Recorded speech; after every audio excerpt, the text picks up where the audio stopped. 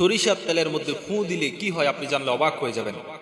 প্রিয় ভাইরা আমার, সূরাতুল ফাতিহা হলো এমন একটা সূরা যেই সূরার মধ্যে আল্লাহ রাব্বুল আলামিন সমস্ত রোগের শিফা রেখেছেন। সূরাতুল ফাতিহার আরেক নাম বলা হয়েছে সূরাতুশ শিফা। আপনার বাচ্চারে হাজার হাজার টাকা, লক্ষ লক্ষ টাকা লাগিয়ে আপনি যখন বাচ্চাকে লক্ষ লক্ষ টাকা লাগিয়ে আপনি চিকিৎসা করলেন, কিন্তু ভালো হচ্ছে না। মসজিদের ইমাম সাহেব থেকে একটা ফানি ফু নিয়ে আসলেন, ফানি পরিয়ে নিয়ে আসার পরে আপনার সন্তানকে খাওয়াইলেন। খাওয়ানোর সাথে সাথে সন্তানের অসুখ ভালো হয়ে গেল। আপনি তো চিন্তা করলেন না যে ইমাম সাহেব কি পরে ফু দিয়েছে। আপনি তো চিন্তা করেন না যে ইমাম সাহেব কি পরে ফু দিয়েছে। ইমাম সাহেব কি বলছে? সুমন্তাসু কালাকুত্তার ফু, এমন কিছু বলে নাই, অথবা কোনো জাদুটনা বলে নাই।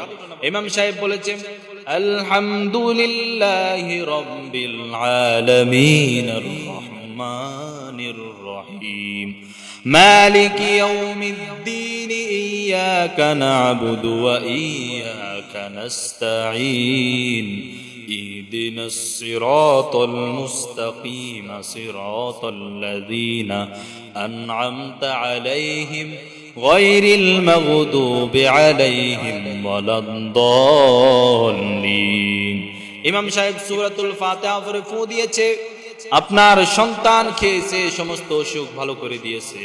আল্লাহ রাব্বুল আলামিন সূরাতুল ফাতিহাকে শিফা দিয়ে বানাইছে। এই সূরাতুল ফাতিহার আরেক অনেকগুলো নাম রয়েছে, এর মধ্যে অন্যতম নাম হলো সূরাতুশ শিফা। কোন বান্দা যদি এই সূরাতুল ফাতিহা পড়ে যদি তার অসুস্থতা ভালো করতে চায়, আল্লাহ ভালো করে দেয়। আবু দাউদ শরীফের হাদিস, খাইবারের যুদ্ধের ঘটনা।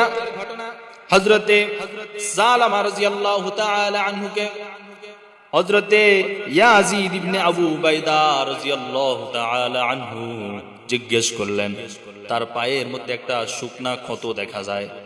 হযরতে ইয়াজিদ ইবনে আবু উবাইদা তাকে বললেন যে, হযরতে ইয়াজিদ ইবনে আবু উবাইদ হযরতে সালামা রাদিয়াল্লাহু তাআলা আনহুকে বললেন, ও সালামা, তোমার পায়ের মধ্যে কি দাগ দেখা যায়? হযরতে সালামা ইয়াজিদ ইবনে আবু উবাইদাকে বললেন, ও আবু উবাইদা শোনো, রাসূলুল্লাহ সাল্লাল্লাহু আলাইহি ওয়াসাল্লামের কাছে আমি গিয়েছিলাম বদরের যুদ্ধের মধ্যে, খাইবারের যুদ্ধের মধ্যে আমার পায়ের মধ্যে একটা তীর লেগে যায়। তীর লাগার পরে আমার পা অর্ধেক ছিন্ন হয়ে যায়। তীরটা খুলে রাসূলের দরবারে যখন যায়, রাসূলুল্লাহ সাল্লাল্লাহু আলাইহি ওয়াসাল্লাম একটা কোরআনের বাণী কি জানি পড়ে আমারে ফু দিয়ে দেয়। আমার যেই জায়গায় তীরের আঘাত লেগেছিল ওই জায়গায় আমারে ফু দিয়ে দেয়। ফু দেওয়ার পরে আজ পর্যন্ত কোনোদিন, অনেক বছর হয়ে গেল, কোনোদিন এই জায়গার মধ্যে আমার একটু ব্যথাও করে নাই। হযরত আবু উবাইদ বললেন যে, রাসূল তোমারে কি পরে ফু দিয়েছিল?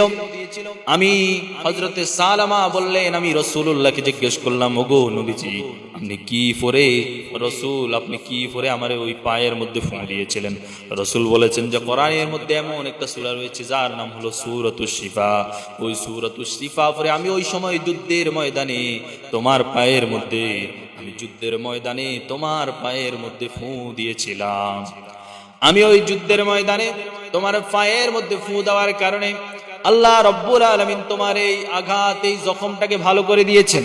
সুতরাং সূরাতুল ফাতিহা পরে যদি কেউ সরিষার তেলের মধ্যে 3 বার সূরাতুল ফাতিহা পরে ফু দেয়, আল্লাহ রাব্বুল আলামিন বলেন যে তার সমস্ত রোগ আল্লাহ ভালো করে দিবেন।